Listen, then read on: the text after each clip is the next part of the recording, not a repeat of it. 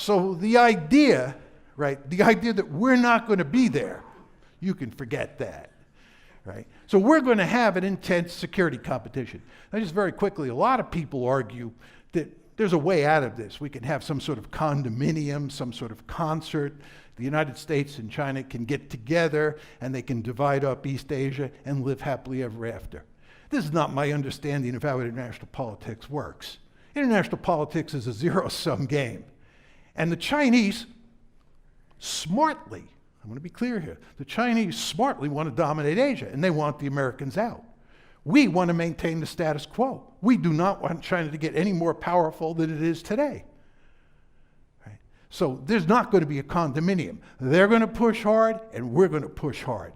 And we're going to go to great lengths to undermine them. It's not simply going to be containment. During the Cold War, the United States was involved in not only containment, but rollback.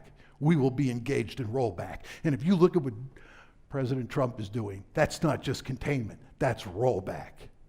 He's trying to roll back Chinese power. This is the way great powers behave. This is the way the United States behaves. You want to understand the United States is a ruthless great power. It does not tolerate peer competitors. Now, the question is, what does this all mean for Australia? You're in a quandary for sure. Everybody knows what the quandary is. And by the way, you're not the only country in East Asia that's in this quandary. You trade a lot with China, and that trade is very important for your prosperity. No question about that.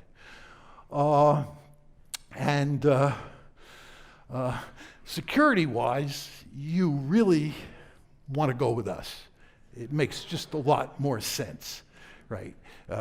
And you understand that security is more important than prosperity, because if you don't survive, you're not going to prosper.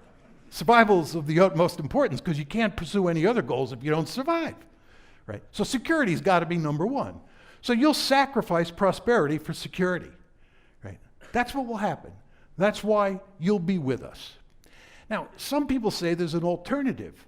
You can go with China, right? You have a choice here. You can go with China rather than the United States. There's two things I'll say about that.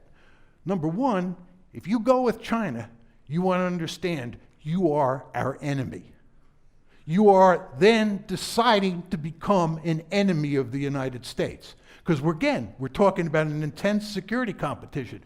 You're either with us or against us.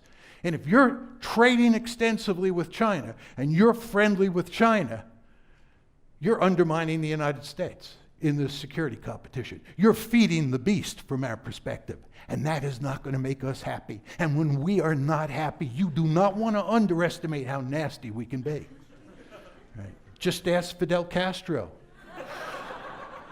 To take this a step further, let's assume that you side with China. Let's assume that you is correct and that the Chinese win. You help China win by siding with China.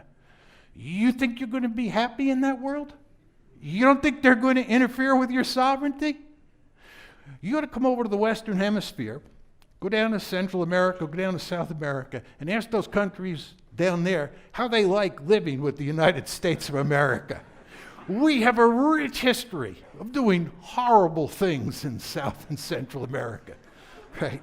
I'm glad from an American perspective that we're a hegemon, but I'll tell you, from the perspective of our neighbors, it doesn't look like a happy story. And I'll tell you something, and you already see evidence of this. If China dominates this region, they're going to violate your sovereignty time after time, and it's not going to be a happy story. You're going to be with us. And then finally, there's this argument that you can sit on the sidelines, right? You can just sort of sit on the sidelines. Well, are you going to trade with the Chinese while you sit on the sidelines? Yes, you are. You're not going to just sit there and be an isolated country, fortress Australia. You're going to be trading. You're highly dependent on trade with China. That's just another way of saying you're not going to be neutral.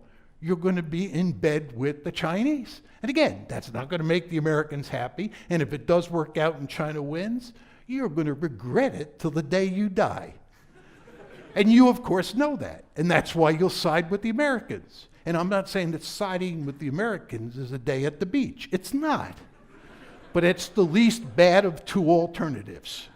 And this is what international politics is often about, as you know. It's picking among bad alternatives. And siding with the Americans may be a bad alternative, but it's a heck of a lot worse to side with the Chinese or operate under the illusion that you can be neutral. Not going to happen. Not going to happen, right? So what's my bottom line here? My bottom line is that you should all hope that China does not continue to grow. You should hope it does not continue to grow, as should the Americans.